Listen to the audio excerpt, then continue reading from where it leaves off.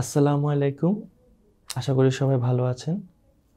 দুইজন বন্ধু অনেকদিন পরে দেখা। হঠাৎ হ্যান্ডশেক করতে গিয়ে দেখলো এক বন্ধুর হাতে ছোট ছোট কিছু দানাদার গোটা। তখন বন্ধু বলে উঠলো, তোমার হাতে তো আঁচিল হয়েছে, আমি জানি এটা ছোঁয়াচে, তুমি এটা চিকিৎসা করো। তখন বন্ধুটা খুব মনে কষ্ট পেল। আজকে যে বিষয়টা নিয়ে কথা বলবো সেটা হচ্ছে আঁচিল, অথবা মেডিকেলের ভাষায় আমরা যেটাকে বলি ভাইরাল ওয়ার্ট। এটা একটা ভাইরাসজনিত রোগ, হিউম্যান প্যাপিলোমা ভাইরাস দিয়ে হয়ে থাকে। এই ভাইরাল ওয়ার্টটা দেখতে কেমন?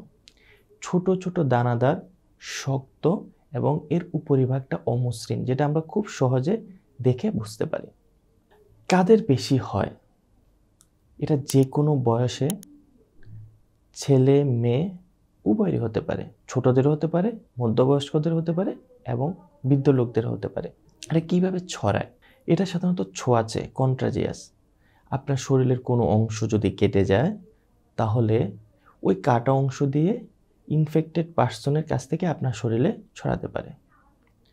এছাড়া কিছু প্রফেশন, যেমন হচ্ছে যারা কাঁচা মাংস, কাঁচা মাছ বা পানিতে অনেকক্ষণ যাবৎ কাজ করে, তাদেরও হতে পারে।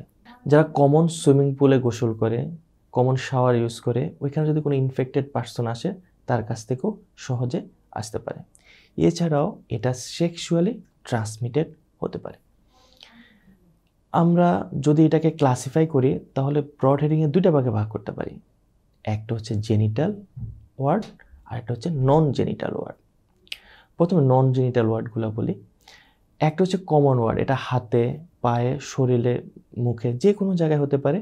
ছোট ছোট দানাদার, শক্ত, অমসৃণ, একসাথে অনেকগুলো থাকে।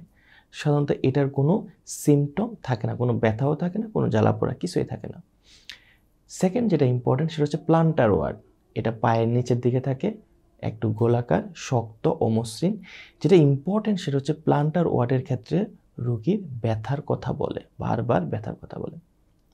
থার্ড যেটা আমরা বলি প্লেন ওয়ার্ড, এটা শরীরের যে কোনো জায়গায় হতে পারে, হাতে, মুখে, পায়ে, গলায়, সব জায়গায় হতে পারে। এটা ছোট ছোট দানাদার, বাট এটা স্কিন, আমাদের চামড়ার যেরকম কালার, নর্মাল কালার থাকে, কিন্তু এটা মসৃণ থাকে, এটা অমসৃণ থাকে না।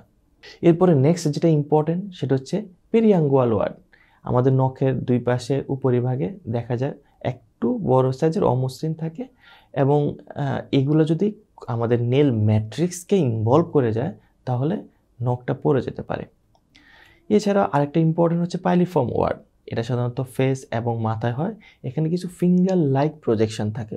জেনিটাল ওয়ার্ড খুবই গুরুত্বপূর্ণ, কারণ এর কিছু ধরন যেটা সার্ভাইকাল ক্যান্সার করতে পারে। পৃথিবীতে যত সার্ভাইকাল ক্যান্সারের কারণ জানা যায়, এর মধ্যে সেকেন্ড মোস্ট কমন কজ হচ্ছে এই হিউম্যান প্যাপিলোমা ভাইরাস। সো এটা খুবই গুরুত্বপূর্ণ। যদি মাল্টিপল সেক্সুয়াল পার্টনার থাকে, তাদের এটা হওয়ার সম্ভাবনা খুব বেশি।